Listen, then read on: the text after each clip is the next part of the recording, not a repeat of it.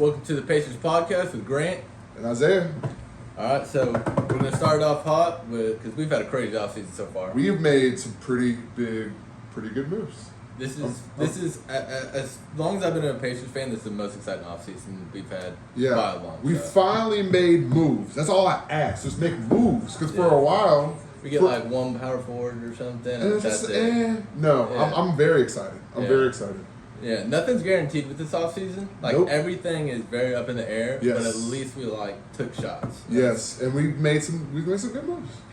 So, the first move I want to talk about is trading the 7th pick for Jared Walker, and that basically also turned into Obi Toppin.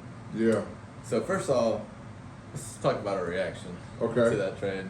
So, when we saw the number 7 pick get picked, the guy that played with Wemby, we were young. Yeah, we were young. We thought this guy looked great. Champion. Yeah. He played with Wemby. He basically looks like Wemby. He was nice. We watched highlights for 30 minutes. Yeah. And then... Our only knock was he was injury prone. And then... Yeah. And then all of a sudden we see the news live because we were watching the draft together. And we're trading them. We traded him before we even got him. Yeah. And then we were so upset.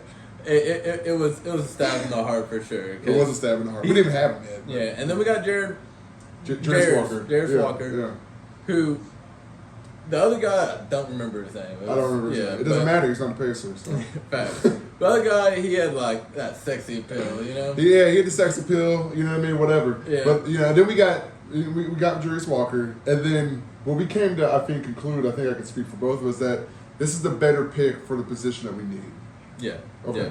Brings defense. I think I saw a stat the other day. We were 26 in defense. Yeah. And having turn around the floor, he was one of the best defenders. That's pretty bad. Yeah, that's pretty bad. So he brings defense, and he's solid. And from everything I've heard, he's ready to play. He might even start for us this year. So I like it. I like it too. Because we made a lot of riskier moves, and so this seems like a very safe move. So I like having one kind of ground, down to earth thing. I'm with it. And then basically we got Obi Toppin too. So we got two shots. Obi Toppin, I'm very excited for Obi. We got 2 shots to get the power forward position. Right. And you can take it away on Obi Toppin because you knew who he was before I did. Yeah, I watched him play for the Knicks. He's good. I mean, he only played 15 minutes. We just looked it up. He averaged about 15 minutes. So that's not a lot of time. I think he averaged maybe 7 or 8 points, which on paper, you're Watching this guy play, though, what I seem to notice is he never got to really stretch his wings out. He was always kind of playing second fiddle. You know what I mean? I think if we take him in with open arms and give him play time, you know what I mean? We can see him flourish. Number 8 pick, 2020 draft. That's nothing to sneeze about. So, I mean, I'm very excited. Yeah, and he's fast, which I like. When I looked at the highlight reels, it was a bunch of alley-oops. Yeah. And I've said for the longest, what we need on this team is somebody Tyreese can just throw the ball up to. Oh, some fun. Someone who can jam. Yeah, and easy assists. Because he's getting all these assists with low-level players. And Hill. Yeah, and Hill. But besides Hill, he's not having anybody who's an easy assist. That's an easy assist. Sure. Sure. So him and Matthew are okay. But I see your point. Yeah, with him being our point guard, I want people who can catch and slam and catch and shoot. Yeah, we've lacked that. We've lacked that. Yeah. We've lacked that. Well, I mean, you're all over Miles Turner, but I don't like a center, except for Jokic, I guess, but a center who can't just jam it. You know what I mean? That's fun. That's exciting. I sincerely, with all the Pacers games we watched last year, I don't know if I saw... A slam dunk from anybody, maybe? No, Brissett had some. Okay. But I don't think I ever saw a lob up to Turner. Yeah, a classic. And, that just never happened. Even, on a fast break type of thing. And, having one of the greatest, point guards, at least in the East right now, for sure top 3. I would argue top 5, period, but Pacers got us. Whatever. Yeah. I mean, I would rather have him than Trae Young. I'll say that. Because he doesn't Halliburton doesn't rely so much on scoring. Yes. A lot of these point guards do, and when playoffs come around, he can have a bad shooting performance and still have a good game. I see that, and that I view that almost as a flaw. But we can use that to our advantage if when what we did is get some scorers on our team to make up for that. Because being the basically leading assist guy in the entire league, that's big.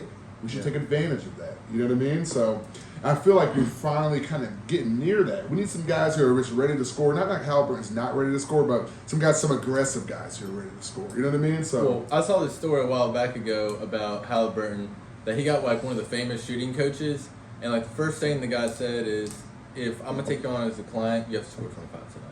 Because like when he looked at Halliburton's game, he's like, you're not being aggressive enough as a scorer. Yeah. And he's shooting 40% from three, and like he can score, but he's just like a pass first guy, which is all right. I think that's what we need to like both. It's all right as long as you pair that with someone who is going to catch that pass, and score. You know what I mean? We kind of like him there. You know what I mean? A lot of his low scoring is because he's not being aggressive. Right. So him just being a little more aggressive, that 20 points per game could easily go up to 25. And that's what we're talking about. That's a big deal. That's a huge improvement. And those 10 assists, our team's definitely improved. Yeah. So that at bare minimum is going to stay the same. It's not even go an assist or two higher. Yeah. And a 25, 11 assist guy, we're talking way different. Yeah, I think he averages kind of under 20, maybe 18. No, is it 20? It's 20 and 10. Okay. But a 25 and like a 20 and 10 guy, hey, you're good. Yeah. 25 and like 11 guy, you're like upper echelon, like we give this one of the top players in the league. Give this motherfucker a max deal, a rookie max. Big money, big Pacers money. I didn't even know we had, to be honest. You know what I mean? Like, so let's further down the list. Let's like. Sorry, I didn't mean that. Yeah. So, I don't know if you knew this, but today's NBA, the longest deal you can give is a 5-year deal. Do you know that? Yeah. I don't know if I knew it like that, but I've never seen anything more than 5. Yeah. That makes sense. Which, that's the only thing that kind of I don't love about the signing. Like everything was right about it, except. The end of that year is right when he's entering his prime. You know? Oh, yeah. So, I mean, hopefully we re-sign before he gets there. What were we supposed to do? Give him a 2-year? No, that's what I'm saying. Like, 100% like the right move. But when I just like look at it like that, I'm like, that's scary. And he's happy to be here. It could be just we just gave him a fat bag. But I saw some interview type thing where he's like, hey, thank you for the Pacers. You signed me on a 5, but I hope it's longer than that. I hope I don't know if he said he wants to retire Pacers necessarily, but I hope it's many more years. You know what I mean? He's like he's got the enthusiasm. Which for being a Pacers fan, you have to have this innate enthusiasm because we've been through the dirt. Yeah. And when you've been through the dirt, you appreciate when a guy's like, happy to be here. Yeah. You know what I mean? Because, you have to, like, want to be a Pacer. Like, if you're forced to be a Pacer, it's funny to say, but it's true. I know, you gotta be happy to be here, which is kind of a lot to ask all our best players were, like, Oladipo, Sabonis, Lance Stevenson. Yeah. Like, if you like being here, you're going to play a lot better. Yeah. I know it's probably with any team, but... Yeah. And when I said that out loud, too, I do remember, technically he has this one more year on his contract, and then the 5 years kicks in. So we have him to 29 or whatever, so we have him like a year past him, like, kind of entering his prime. Yeah.